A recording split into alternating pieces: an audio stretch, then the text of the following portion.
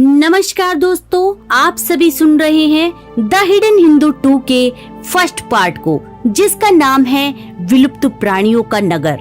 पृथ्वी काफी समय से रोज द्वीप पर घटी घटनाओं का वर्णन कर रहा था। मृत संजीवनी की पुस्तकों की पूछताछ के लिए ओम का अपहरण होना, ओम के अतीत का रहस्य खुलना, अश्वत्थामा एवं परशुराम का लौट आना, नागेंद्र के साथ उनकी शत्रुता, परिमल तथा एलएसडी की वास्तविकता, जो अब तक एक भारतीय इतिहास के प्रोफेसर और एक हैकर के वेश में छिपे हुए थे कि वे दोनों नागेंद्र के सिपाही थे। ये सारी बातें पहले से ही मिसेज बत्रा के मन में घूम रही थी। इससे पहले कि वे इन सारी बातों को समझ पाती, पृथ्वी के बताए नए रहस्यों ने उनके मन में प्रश्नों का एक और नया पहाड़ खड़ा कर दिया था। जब पृथ्वी ने कहा कि वास्तव में वह ओम का पुत्र है, मिसेज बत्रा ने आश्चर्य से पूछा, ओम शास्त्री तुम्हारे पिता हैं? फिर विचलित होकर उन्होंने कहा, मुझे थोड़ा समय चाहिए, मैं थोड़ा सूप गर्म करके लाती हूँ, तुम पियोगे? जी जरूर, धन्यवाद, पृथ्वी ने मुस्कुराकर उत्तर दिया। मिसेज बत्रा के रसोई में जाने के बाद पृथ्वी ने वहाँ के परिवेश पर ध्यान दिया। वैसे उनका घर छोटा सा था, साधारण फर्नीचर से बैठक कक्ष सजा हुआ था और वहाँ कांच की खिड़कियाँ एक छोटे से बगीचे और बरामदे का दृश्य दिखा रही थी। 2 कमरों के द्वार थे और एक तीसरा द्वार था जिसके पीछे नीचे की ओर जाती सीढ़ियाँ थी। पृथ्वी के ठीक पीछे वाली दीवार मिस्टर बत्रा की चिकित्सा के क्षेत्र में पाई गई उपलब्धियों को प्रदर्शित कर रही थी। वहाँ पर टंगी सारी तस्वीरों में मिस्टर और मिसेस बत्रा के अलावा किसी और को न देखकर पृथ्वी को ज्ञात हो गया कि इनकी कोई संतान नहीं थी। ये पति पत्नी ही एक दूसरे का सहारा थी। इन सब चीजों से पृथ्वी का ध्यान हट गया जब मिसेस बत्रा हाथों में गर्मा गर्म सूप की कटोरियां और मन में एक नया प्रश्न लेकर बैठक में आई। तो रोज द्वीप पर इतना सब कुछ होने के बाद तुम कहाँ थे? पृथ्वी ने सूप पीते हुए एक पल के लिए सोचा और कहा, यह बताना थोड़ा कठिन है। मैं एक ही समय पर समुद्र तल से 21,780 फीट ऊपर और 25,938 फीट नीचे था। आप सबसे पहले कहाँ जाना चाहेंगी? पहाड़ों के ऊपर या समुद्र के नीचे? ऐसी पहेलियों पर मुंह बनाते हुए मिसेस बत्रा ने कहा, तुम शुरुआत से मुझे सब बताओ। समुद्र तल से 21,780 फीट ऊपर ओम एक अपरिचित स्थान पर अचेत पड़ा हुआ था। जैसे ही उसे होश आने लगा, उसे दूर से किसी के चिल्लाने की आवाज सुनाई दी। हिंदू, जल्दी करो, उन्हें तुरंत आने के लिए कहो। ओम ने अपनी आंखें धीरे धीरे ऐसे खोली जैसे वह अतीत के किसी स्वप्न से जाग रहा हो। उसके चारों ओर उपस्थित वृद्ध पुरुष उसे देखकर मुस्कुरा रहे थे। वह उनमें से किसी को नहीं पहचानता था, फिर भी उनको अपने आसपास देखकर वह सुरक्षित अनुभव कर रहा था। वह धीरे से उठा और चटाई पर सीधा बैठ गया। वहाँ की मिट्टी की दीवारें कुटिया को ठंड से बचाने में सक्षम नहीं थी। वहाँ उपस्थित पुरुष भूरी ऊनी वस्त्रों से ढके हुए थे। सभी ने एक जैसे कपड़े पहने हुए थे और तभी ओम ने देखा कि उसने भी वैसी ही पोशाक धारण कर रखी है। शायद यह एक मठ है, ओम ने सोचा। जब उसने चारों ओर देखा तो उसका सामना कोने में स्थित एक दर्पण में स्वयं के प्रतिबिंब से हुआ। वहाँ उसने देखा कि उसकी जटाएं और लंबी घनी दाढ़ी अब नहीं थी। सिर पर थे तो बस कटे हुए छोटे बाल और उसका मुख पूरी तरह से साफ कर दिया गया था, जिससे उसके मुख की विशेषताएं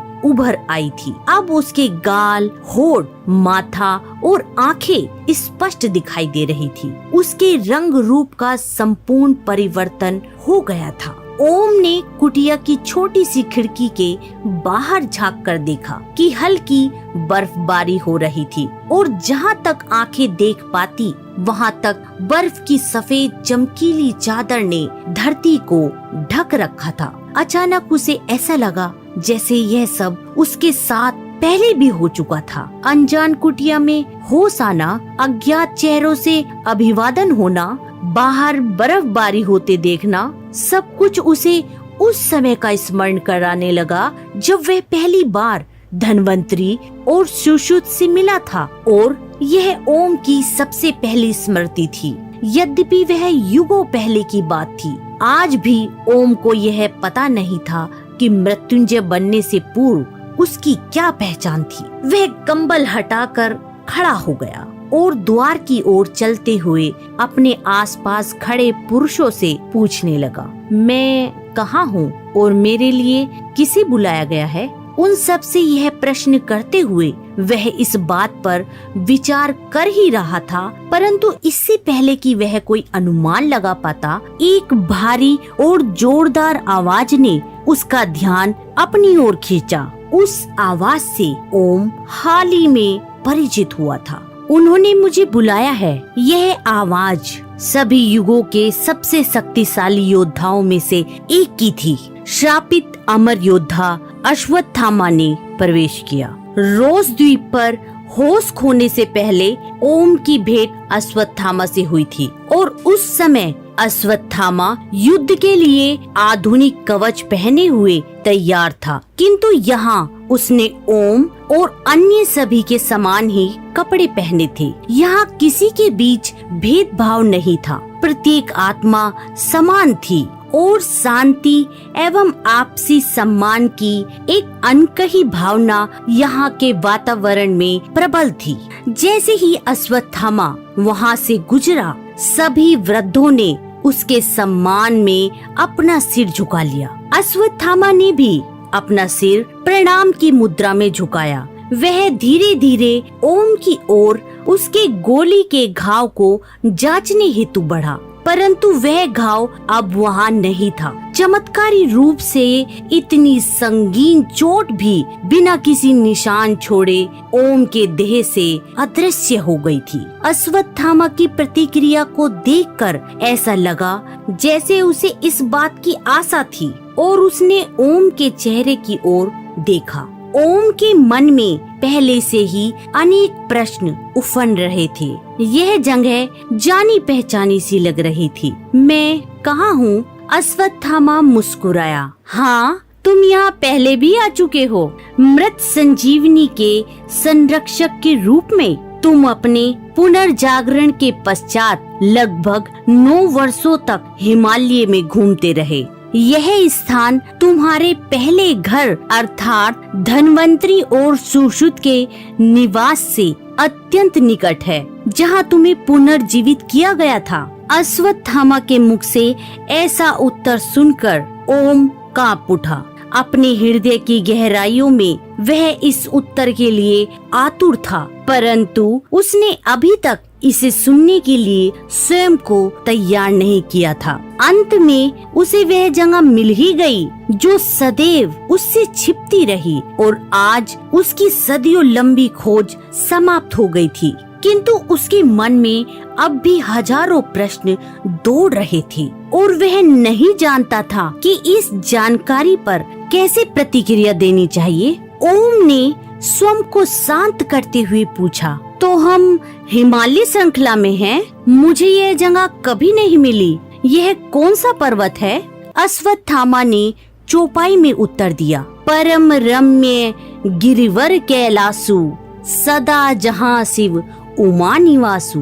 ओम को अब ज्ञात हो गया था कि यह अवधि चौपाई उस पवित्र पर्वत की ओर संकेत दे रही थी जहां वह उस समय उपस्थित था। उसने हाथ जोड़कर विस्मय से ऊपर देखते हुए कहा, कैलाश पर्वत भगवान शिव का निवास, ब्रह्मांड का केंद्र, प्रदेश की नाभि, विश्व का स्तंभ, स्वास्तिक पर्वत, तिब्बती में बर्फ का कीमती रत्न, ये समस्त नाम विश्व के सबसे अप्रकट और पवित्र पहाड़ों में से एक है, कैलाश पर्वत। अश्वत्थामा ने सिर हिलाते हुए कहा। अधिक स्पष्टता प्राप्त करने की आशा में ओम कहता गया, मैं पहले भी कैलाश आ चुका हूँ, किंतु मुझे अपना घर अभी नहीं मिला। मुझे पता है, अश्वत्थामा ने निश्चय से कहा, जिससे ओम के मन में अगला प्रश्न प्रकट हुआ, तो मैं उसे क्यों नहीं ढूंढ पाया?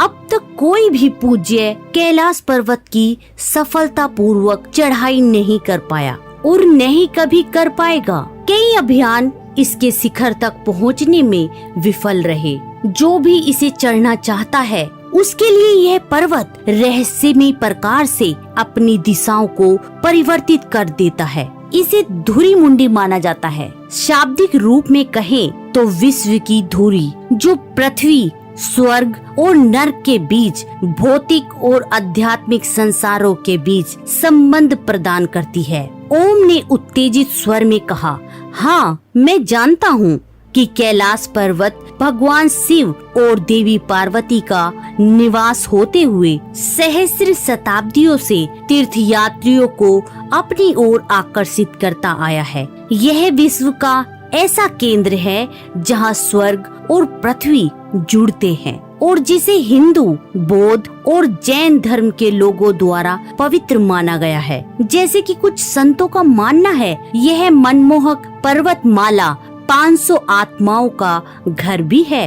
और जब एक निवासी आत्मा मोक्ष की कामना करती है, केवल तब ही किसी अन्य आत्मा को यहाँ निवास करने का अवसर मिलता है। हाँ, और उनमें से कुछ पवित्र आत्माएं अभी तुम्हारे साथ यहाँ उपस्थित हैं। अश्वत्थामा के उत्तर ने ओम की उन बातों की पुष्टि कर दी जिन्हें वह केवल आज तक मिथक समझ रहा था। ओम ने तपस्वियों के समूह को और उनके चेहरों की शांत मुस्कान को धीरज से देखा। व्यापक रूप से मानी जाने वाली समस्त दंत कथाएं वास्तव में सत्य है। यह स्थान विलुप्तों का नगर है, ज्ञानगंज। अश्वत्थामा ने पुष्टि की। ओम के विचारों की गति अनवरत थी। उनके लिए स्थिर रहना असंभव था और इसी कारण उसने फिर से अश्वत्थामा की बात काट दी। ज्ञानगंज को प्राय एक पौराणिक, ऐतिहासिक भारतीय और तिब्बती शहर के रूप में सम्मानित माना जाता है, जो संपूर्ण जगत में अदृश्य एक रहस्य में शाश्वत प्राणियों का साम्राज्य है। हिमालय की गोद में छिपे होने के उपरांत अनेक गुप्त प्रकारों से इसका प्रभाव मानव जाति पर पड़ता रहता है। यह वह स्थान है जहाँ ऋषि मुनि न केवल मानव जाति बल्कि सर्वचेतन प्राणियों के विकास का सूत्रपात करते हैं। इसे बहुधा सांग्रीला और सिद्ध आश्रम जैसे विभिन्न नामों से संबोधित किया जाता है। यह वही पर्वत क्षेत्र है जहाँ सबका भाग्य रचा जाता है। जब तक किसी का कर्म ज्ञानगंज से नहीं संबंधित होता, तब तक वह यहाँ नहीं पहुँच सकता। ओम के मन में अब भी प्रश्न उठ रहे थे। क्या यह सत्य है कि यहाँ मृत्यु का वास नहीं है और चेतना सदैव जीवित रहती है? अश्वत्थामा ने वही शब्द कहे जिसे सुनने के लिए ओम पूरे जीवन प्रतीक्षा कर रहा था। जैसा कि मैंने कहा, ज्ञानगंज के बारे में तुमने जो भी मिथक सुने हैं वे सब सत्य हैं। ओम, अंततः तुम उसी कुल के संग हो जिसे तुम खोज रहे थे, परंतु मैं इतने वर्षों में इसे क्यों नहीं ढूंढ पाया? ओम को कुटिया के बाहर ले जाते हुए अश्वत्थामा ज्ञानगंज की मायावी प्रकृति की व्याख्या करने लगा। हमारा नगर एक आध्यात्मिक छलावरण है जिसका अस्तित्व वास्तविकता के एक संपूर्ण अन्य क्षेत्र में है। यह अभिव्यक्ति का एक आयाम है, जिस कारण यह आधुनिक मानचित्रण की विभिन्न तकनीकों और उपग्रहों से छिपे रहने में सफल रहा है। अश्वत्थामा के साथ चलते हुए ओम ने उस रहस्यमय स्थान के वातावरण की दिव्य और शक्तिशाली शांति को अनुभव किया। पहाड़ के दक्षिणी किनारों के समीप से जाते हुए जब उसने चट्टानों से नीचे देखा तो मंत्र मुग्ध करने वाले दृश्य से वह अपनी दृष्टि हटा ही नहीं सका। अश्वत्थामा ने पीछे मुड़कर देखा तो पाया ओम कहीं एकटक देख रहा था। जब अश्वत्थामा को ज्ञात हुआ कि ओम क्या देखकर विस्मित हो गया था, तब उसने कहा, यह मानसरोवर झील है। इसका निर्माण सर्वप्रथम ब्रह्मदेव की कल्पना से हुआ था, जिसके पश्चात यह पृथ्वी पर यहाँ प्रकट हुई।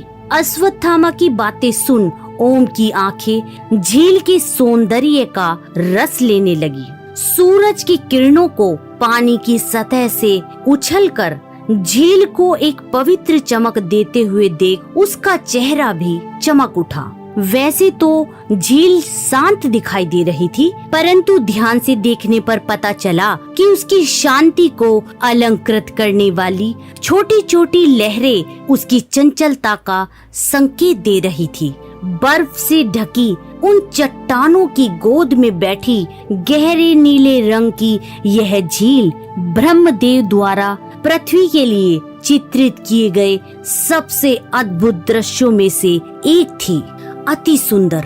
ओम ने अपने मन में उभरते भाव को सरलता से व्यक्त करते हुए कहा, आओ हमें कहीं और पहुंचना है। अश्वत्थामा ने ओम को उसकी स्वप्नमय स्थिति से बाहर निकालते हुए कहा।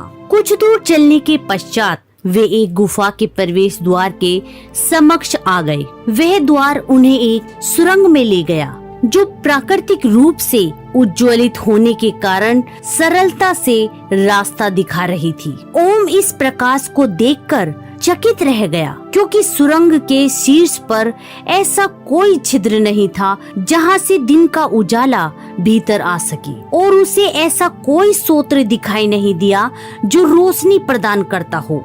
जैसे जैसे वे आगे बढ़ते गए, सुरंग और लंबी होती गई। दूसरी ओर का भव्य द्वार भी अब उन्हें दिखाई देने लगा। जब वे बाहर निकले तब शाम हो चुकी थी। ओम ने मुड़कर देखा तो पाया कि सुरंग का भीतरी भाग अभी भी उज्ज्वलित था। हो सकता है कि ये दो भिन्न समय क्षेत्र हों, उसने अनुमान लगाया। ओम फिर अश्वत्थामा की ओर मुड़ा और उसे अपने घुटनों पर पाया। अश्वत्थामा एक समतल चट्टान के आगे अपना सिर झुकाए और हाथ जोड़े प्रार्थना में लीन था।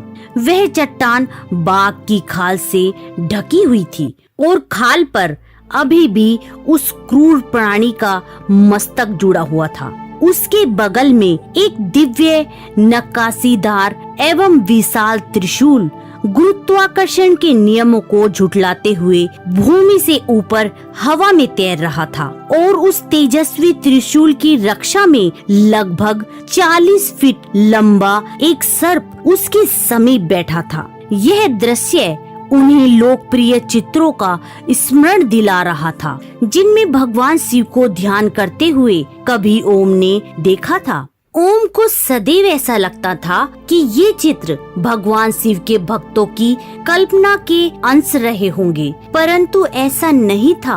वे सभी प्रमाणित थे। अब जब वह उसी स्थान पर खड़ा था, वह देख सकता था कि संपूर्ण युग में उसने जिन चित्रों की प्रशंसा की थी, वे वास्तव में भगवान शिव के निवास के सटीक चित्रण थे। उन चित्रों और वास्तविकता में केवल इतना अंतर था कि उस समय वहाँ स्वयं भगवान शिव अनुपस्थित थे। ओम जानता था कि वह स्थान वास्तव में शिव का स्थान था, इसलिए वह अश्वत्थामा की प्रार्थना समाप्त होने की प्रतीक्षा करने लगा, ताकि वह उसके विचारों की पुष्टि कर सके। ओम ऐसी शक्तियों के बीच उपस्थित था जो उससे भी बलशाली थी और जो निर्माण, विनाश एवं परिवर्तन की डोर प्रदान करते हुए संयुक्त रूप से ब्रह्मांड को जोड़ रही थी। ये प्रभावशाली ऊर्जा की लहरें जैसे उसे ढक रही थी और उसके कण कण को स्पर्श करते हुए पूरे ज्ञानगंज को उज्ज्वलित कर रही थी। तभी एक विचित्र ध्वनि ने ओम का ध्यान भंग कर दिया। उसने मुड़कर देखा कि वह आवाज एक उड़ान रहित पंछी की थी, जो अपने भूरे रंग के पंख फड़फड़ाकर अपने पीले पैरों को थपथपाकर चल रहा था। उसकी पूंछ पर एक पंखों का गुच्छा था और उसके धुमेले रंग के मस्तिष्क पर एक काली चोंच थी। वह पंछी लगभग 1 मीटर लंबा था और उसकी चाल को देखकर ओम अनुमान लगा सकता था कि उसका वजन लगभग 15 किलो था। ऐसा प्रतीत होता था कि यह वही पंछी है जिसे पृथ्वी पर वर्ष 1662 के पश्चात फिर कभी नहीं देखा गया था। डोडो, ओम ने आश्चर्य से कहा। एक अपरिचित पुरुष को अपनी ओर घूरते हुए देख वह पंछी झाड़ियों में छिप गया। ओम ने अश्वत्थामा को अभी भी अपने घुटनों पर अपनी आंखें बंद रखे पाया, इसलिए उसने स्वयं ही उस पंछी को और समीप से देखने का निर्णय किया, जो सदियों पहले विलुप्त घोषित कर दिया गया था। अपने इतने विस्तृत जीवन काल में ओम ने अनेक पशु पंछी देखे थे, जिससे वह अपने आसपास के अन्य प्राणियों को पहचानने और उनसे वार्तालाप करने में कुशल हो गया था। वह धीरे धीरे पंछी की ओर बढ़ने लगा और उन झाड़ियों के पास खड़ा हो गया जिनमें वह छिप गया था। वहाँ उसने लगभग 2.5 फीट लंबा एक और विशाल उड़ान रहित पंछी देखा। उसकी पीठ काली और पेट सफेद रंग का था। उसकी चाल देखकर ऐसा प्रतीत हो रहा था जैसे उसकी बड़ी और काली रेखाओं से गढ़ी हुई चोंच उसके मस्तिष्क पर भार डाल रही हो। उसकी आंखों पर बनी हुई एक सफेद पट्टी से वह नेत्रहीन जान पड़ता था, परंतु ध्यान से देखने पर दिखाई देता था कि काले मोतियों के समान झिलमिलाती उसकी 2 आंखें भी थी। उसके पंख लगभग 15 सेंटीमीटर लंबे दिखाई दिए, जिस कारण वह उड़ान नहीं भर सकता था। पंछियों की एक और विलुप्त प्रजाति का यह सदस्य अंतिम बार वर्ष 1852 में देखा गया था, जिसे ग्रेट ओक कहा जाता था। ग्रेट ओक प्रतिभाशाली तैराक थे और पानी के भीतर शिकार करने में कुशल थे। डोडो की तरह उसने भी ओम की जिज्ञासा भरी दृष्टि को पहचान लिया था और वह उससे दूर चला गया। इतने कम समय में 2 विलुप्त प्रजातियों को देखकर ओम का आश्चर्य बढ़ता ही गया और इसीलिए जिज्ञासा भरा मन लिए वह पंछी के पीछे पीछे चल पड़ा। जब ग्रेट ओक ने एक चट्टान से छलांग लगाई तो ओम यकायक भूमि के छोर पर रुक गया। वहाँ किनारों पर न जाने कहां से एक झील प्रकट हो गई थी, जिसे देख ओम सतर्कता से आगे बढ़ने लगा। वह झील इतनी शांत थी कि उसकी सतह किसी धातु की समतल और चमकती सतह से कम नहीं लग रही थी। आसपास के स्थान रिक्त होने के कारण वह और झिलमिलाती प्रतीत हो रही थी, जिससे वहाँ के वातावरण में एक अनोखी शांति थी। ऐसे अद्भुत दृश्य ने जैसे ओम की सांसें रोक ली हो। सूर्य की किरणें जैसे सीधे स्वर्ग से आते हुए झील के चेहरे पर एक सुनहरा रंग बिखेर रही थी, जिसे देखकर ओम ने धरती पर स्वर्ग का अनुभव किया। अब तो उसे शंका भी होने लगी थी कि वह पृथ्वी पर ही था या नहीं। उसकी शंका सत्य भी हो सकती थी। हो सकता था कि कैलाश पर्वत का वास्तव में भौतिक और आध्यात्मिक विश्व के बीच एकमात्र संबंध था। स्वयं की घोषणा पर ही ओम चकित रह गया। उसने पहले कभी इतनी गहरी शांति और सुंदरता का अनुभव नहीं किया था। उसने अपनी आंखें बंद कर ली और वह नीरव वातावरण उसे अपने अंदर समेटने लगा। परंतु ठीक उसी क्षण किसी चीज ने धीरे से झील की शांति को भंग कर दिया, जिससे उसकी आंखें खुल गई। वह हलचल ओम से अधिक दूर नहीं थी। अब तक जो झील धातु के समान लग रही थी, अब वह जैसे पिघलने लगी और उसके नीचे से एक विशाल प्राणी प्रकट हुआ। उसकी लंबाई 40 फीट से अधिक और वजन हजारों किलो प्रतीत हो रहा था।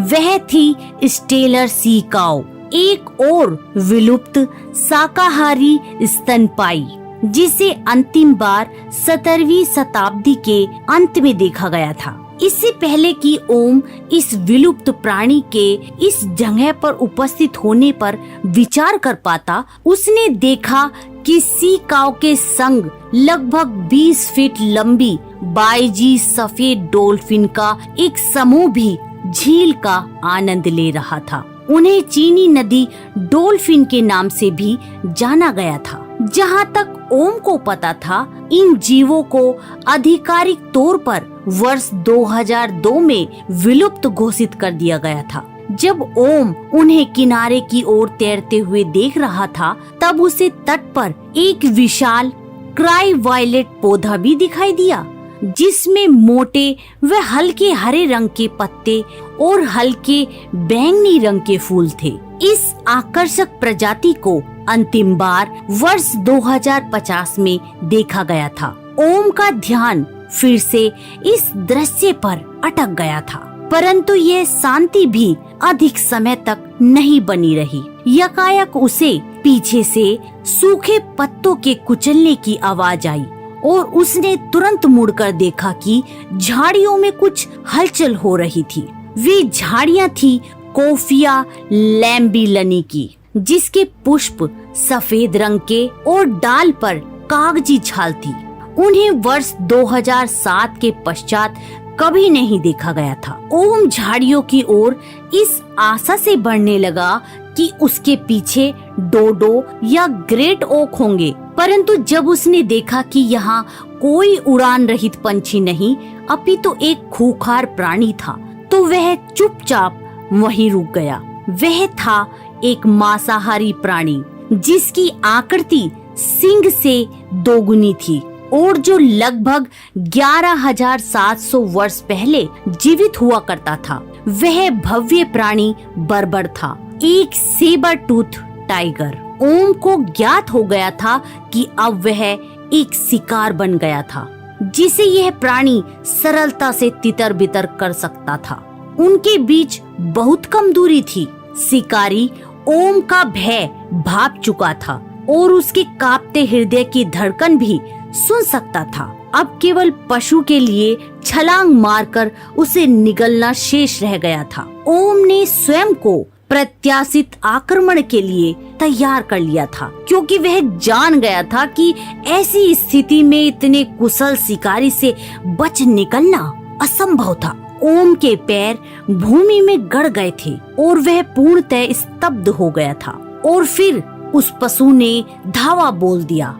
उनके बीच की दूरी हर क्षण कम होती जा रही थी और अपनी भारी पंजों को भूमि पर धमकाते हुए सेबर टूथ टाइगर ओम की ओर दौड़ने लगा। उसके तेज नाखून पंजों से बाहर निकल गए। उसकी दहाड़ की गड़गड़ाहट की गूंज इतनी तीव्र थी कि ओम कांप उठा और उसके रोंगटे खड़े हो गए।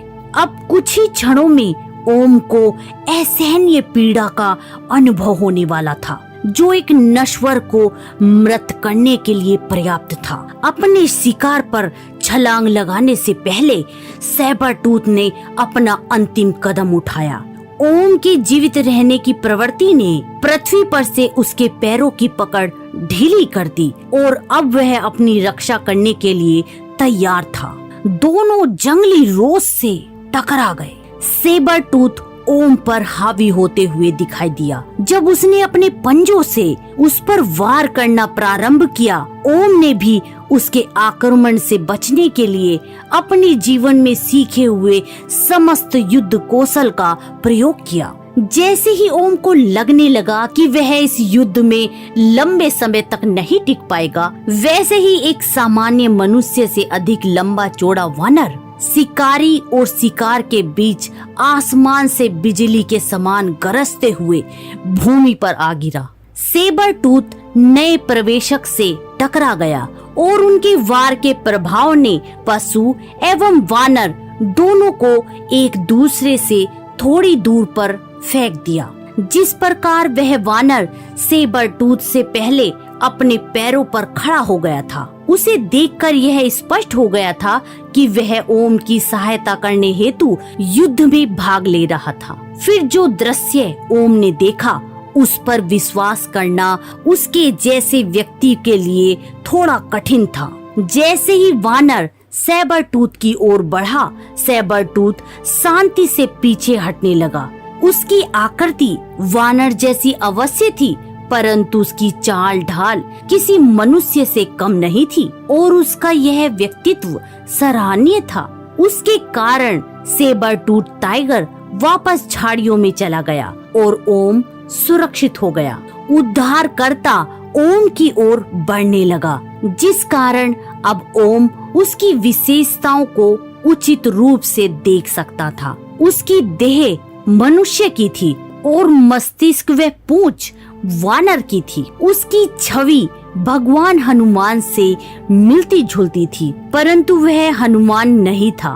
ओम उनके बीच अंतर बता सकता था, क्योंकि रामायण युग में उनकी भेंट भगवान हनुमान से सुषेण के रूप में हुई थी, जिन्होंने लक्ष्मण के प्राण बचाने हेतु संजीवनी बूटी का सुझाव दिया था। तुम यहाँ हो?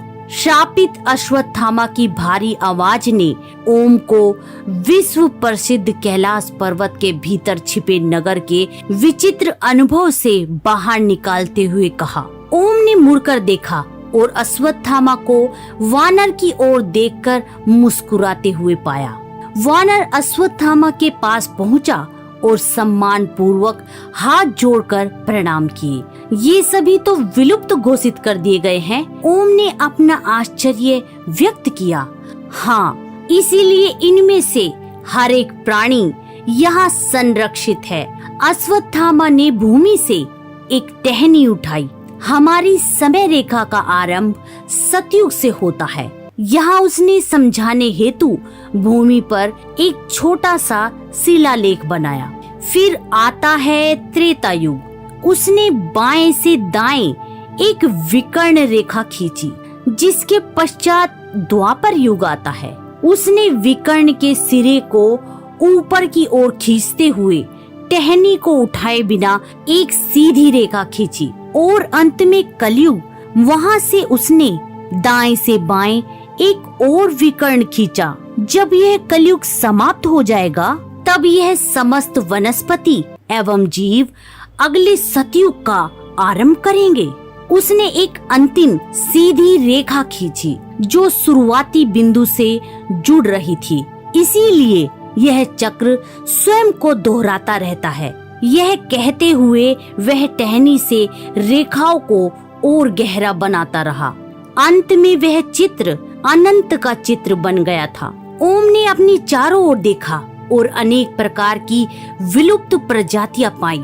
एक सिगिलरिया वृक्ष जिसका अस्तित्व 38 करोड़ वर्ष पहले हुआ करता था, उसके ठीक समीप थी वर्ष 2014 में विलुप्त घोषित किए गए अकालिफा वाइल्डरी की एक छोटी झाड़ी। एक पश्चिम अफ्रीकी काला गेंडा जिसके 2 सींग थे और जिसका वजन 1.5 से 2 टन था। वह अंतिम बार वर्ष 2000 में कैमरून में देखा गया था और 2011 में आधिकारिक तौर पर विलुप्त घोषित कर दिया गया था। पायरेलियन आइबेक्स, जो मुख्य रूप से घास और जड़ी बूटियों का सेवन करता था, उसकी प्रजाति के अंतिम सदस्य को वर्ष 2000 में मार दिया गया था। ओम सबसे समृद्ध प्राकृतिक आवास के बीच उपस्थित था, जहां वह हर विलुप्त पशु व पंछी से घिरा हुआ था जो कभी इस धरती पर रहते थे। अश्वत्थामा वहीं वापस जाने लगा जहां से ओम ने निवास में प्रवेश किया था। जब ओम और वानर उसके पीछे आने लगे तो अश्वत्थामा ने ओम से कहा, ओम, यह वृक्ष कपि है। यह भी अपने कुल का अंतिम सदस्य है, जिसे किन पुरुष या कपि कहा जाता है। कपि, ओम ने दोहराया। यह सुनते ही वानर ने जोर से दहाड़ मारी। जय हनुमान ज्ञान गुण सागर, जय कपिस्तिहु लोक उजागर। वानर की आवाज एक सामान्य पुरुष की आवाज से अधिक भारी थी। उसने आगे कहा, हनुमान चालीसा की पहली पंक्तियों में वर्णित कपि प्रजाति का मैं अंतिम सदस्य हूँ और हमारे नगर के इस क्षेत्र के संरक्षक भी। अश्वत्थामा ने उसकी बात को पूरा करते हुए कहा। उसका उत्तर कपि ने एक मुस्कान के साथ दिया। वृष कपि, मेरी रक्षा करने के लिए धन्यवाद। मुझे विश्वास नहीं था कि मैं आज जीवित बच पाऊंगा। ओम ने विनम्रता पूर्वक कहा। वह तो केवल मेरी क्यूटी थी, उसे शिकार करना पसंद है। वृष कपि ने एक मासूम मुस्कान के साथ कहा, किंतु मैंने उसे अब बता दिया है कि आपका शिकार करना वर्जित है। तुम इतने भयंकर जीव को क्यूटी कहते हो? ऐसे विचित्र नाम पर ओम की हंसी छूट गई। अश्वत्थामा ने हंसते हुए कहा, वृष कपि नाम रखने में बहुत रचनात्मक है। और तुम कौन हो? तुम यहाँ क्या कर रहे हो? कपि ने ओम की ओर देखकर पूछा। मैं तो यही पता लगाने का प्रयास कर रहा हूँ, कुछ भ्रमित ओम ने उत्तर दिया। जब अश्वत्थामा ने सुरंग में कदम रखा तो वह सांवले आकाश से निकलकर उज्ज्वलित वातावरण में पहुंच गया। क्षण भर के लिए ऐसा लगा जैसे वास्तव में वह दो अलग अलग समय क्षेत्र थी, जैसे थोड़ी सी ही दूरी समय की धारणा में इतना बड़ा अंतर करने में सफल रही हो। ऐसा प्रतीत हुआ मानो ओम और अश्वत्थामा के बीच एक पारदर्शी दीवार थी, जो सूर्य और चंद्रमा, दिन और रात, वास्तविकता और स्वप्न के प्रदेशों का सीमांकन कर रही थी। वृष कपि ने अदृश्य सीमा पर खड़े होकर उन दोनों को विदा किया। उसने अपनी दाईं ओर एक हलचल देखी और डोडो पर चिल्लाने लगा, तारा, मैंने तुमसे कितनी बार कहा इस ओर मत आओ। कुछ ही समय में अश्वत्थामा और ओम उस रिक्त पत्थर के मंच पर वापस आ गए। ओम ने इस अवसर पर एक और प्रश्न पूछा, तुमने मेरे पहले घर धनवंतरी के निवास का उल्लेख किया था। तुम्हें कैसे पता चला कि मैं यहाँ हिमालय में रहता था? हमें तुम्हारे अस्तित्व के बारे में तब तक पता नहीं था जब तक हम उससे नहीं मिले, जो तुम्हारे बारे में सब कुछ जानता था। ओम नहीं जानता था कि अश्वत्थामा किसकी बात कर रहा था। उसकी मुख पर चिंता देखकर अश्वत्थामा ने पूछा, क्या तुम उससे मिलना चाहोगे? समुद्र तल से 21,780 फीट ऊपर ओम उत्तर की खोज में अकेला जिज्ञासु व्यक्ति नहीं था। समुद्र तल से 25,938 फीट नीचे कैलाश पर्वत से लगभग 2,772 किलोमीटर की दूरी पर भी प्रश्न उठ रहे थे। नागेंद्र ने अपनी गोद में खुली हुई मृत संजीवनी की दोनों पुस्तकों को देखा। उसने वह प्राप्त ही कर लिया था जो वह चाहता था, अमरता का रहस्य। परंतु उसके पास अभी भी एक महत्वपूर्ण तत्व की कमी थी, ओम के रक्त का नमूना, जिसके बिना उसकी योजना व्यर्थ थी। उसने जोर से ठहाका लगाते हुए पुस्तकों को बंद कर दिया। उसके पीछे परिमल और एलएसजी चौंक गए। क्रोधित नागेंद्र को देख वे विचार में पड़ गए कि अब आगे क्या होने वाला है। तो दोस्तों, ये था द हिडन हिंदू 2 का पहला चैप्टर। आपको कैसा लगा कमेंट कर जरूर बताइए।